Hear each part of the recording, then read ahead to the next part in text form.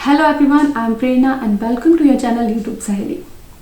Friends, एक frequent question जो daily मुझे हंड्रेड्स में मिलता है कि पीरियड की डेट मिस हो जाने पे हम हेयर वॉश कब करें। ये क्वेश्चन रिलेटेड है हेयर वॉश ट्रिक से। एक बार शॉर्ट में जान लेते हैं कि हेयर वॉश ट्रिक है क्या। फ्रेंड्स, ओव्यूलेशन के कुछ समय बाद, ओव्यूलेशन के 3-4 दिन बाद से जब इम्प्लांटेशन की प्रक्रिया चालू होती है तब हमें हेयर वॉश नहीं करना चाहिए।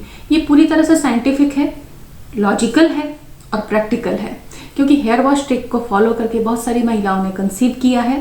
और इसका साइंटिफिक लॉजिक ये है कि कोल्ड यूट्रस और वार्म यूट्रस, ऐसी दो कंडीशन होती है। कैसे?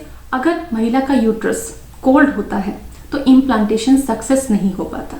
इसके लिए इम्प्लांटेशन केयर की टिप्स मैंने बताई है, वीडियो बनाया है। आप उस वीडियो को नीचे डिस्क्रिप्शन में दी गई लिंक से जाके देख सकते हैं। ओव्यूलेशन के 3-4 दिन बाद जब इम्प्लांटेशन का प्रोसेस स्टार्ट होता है तब से लेकर अगली डेट मिस होने तक का समय होता है, उसमें आपको हेयर वॉश नहीं करना चाहिए। इससे आपका यूट्रस कोल्ड नहीं होता, गर्म रहता है और इम्प्लांटेशन सफलतापूर्वक हो पाता है। अगर एग और स्पर्म की क्वालिटी अच्छी है, अगर किसी तरह का डिफेक्ट नहीं है, अगर एग फर्टिलाइज हुआ है तो। लेकिन अब महिलाओं को ये समस्या होती है कि उनकी अगर डेट मिस हो गई है तब ऐसी कंडीशन में उनको हेयर वॉश कब करना चाहिए। तो फ्रेंड्स, अगर आपकी डेट मिस हो गई है, ओव्यूलेशन के बाद आप संपर्क में रहे, इम्प्लांटेशन पीरियड की सारी केयर आपने की है, लेकिन आपकी डेट मिस हो गई है, तो अब आपको क्या करना चाहिए, हेयर वॉश कब करना चाहिए। सबसे पहले आपकी डेट मिस हो जाने तक आपको 5 दिन, कम से कम 5 दिन वेट करना चाहिए। 5 दिन वेट करने के बाद आपको यूरिन प्रेगनेंसी टेस्ट UPT घर पे किट से करना चाहिए।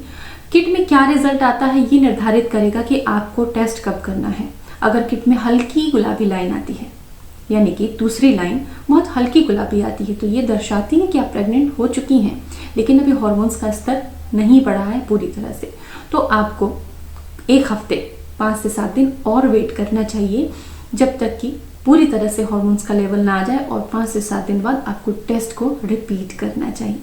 अगर आप जल्दी में हैं और 5 से 7 दिन आप वेट नहीं कर सकते हैं तो आप अपने डॉक्टर से मिलके अपना चेकअप करवा के, सोनोग्राफी करवा के अपनी प्रेगनेंसी को डिटेक्ट कर सकते हैं। लेकिन अगर आप रुक सकते हैं तो आप 1 हफ्ते और रुकें और 1 हफ्ते बाद फिर से टेस्ट करें और 1 हफ्ते बाद डॉक्टर से मिलें। तो इस बीच क्या होता है, इतने हफ्ते, पीरियड की डेट मिस हो जाने के 2 हफ्ते और हो गए, तब प्रेगनेंसी जो होती है लगभग उसको 6 हफ्ते हो चुके होते हैं। यानी कि एक आइडियल साइकिल अगर हम 28 से 30 दिन की लेते हैं तो आपके पिछले पीरियड की डेट से पहले दिन से लेके आपके अगले पीरियड की डेट तक 28 दिन यानी कि 4 हफ्ते की प्रेगनेंसी आपको हो चुकी होती है अगर आप प्रेग्नेंट हैं तो। ये एक मेडिकल साइंटिफिक प्रेगनेंसी कैलकुलेशन का मेथड है और इस पर यूट्यूब मॉम चैनल पे वीडियो भी, आप वहां जाके इस वीडियो को देख सकते हैं कि प्रेगनेंसी को कैसे कैलकुलेट करना चाहिए।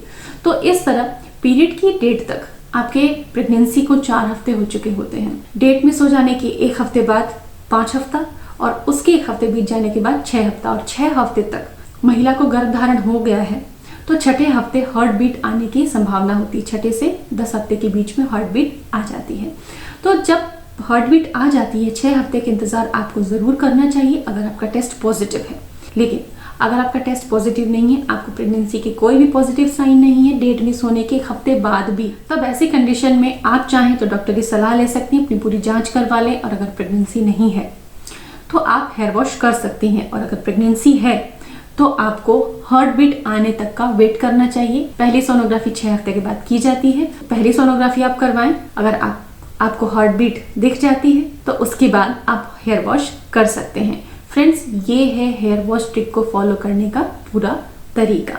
और उम्मीद करती हूँ कि ढेर सारी सहेलियां जिनके दिमाग में ये सवाल बार बार आता है, जो हर महीने उलझन में पड़ जाती हैं कि डेट मिस हो गई तो अपने हेयर वॉश कब करूं, उसका जवाब मिल गया होगा। इसी तरह बने रहिएगा यूट्यूब सहेली चैनल पे। Thanks for watching.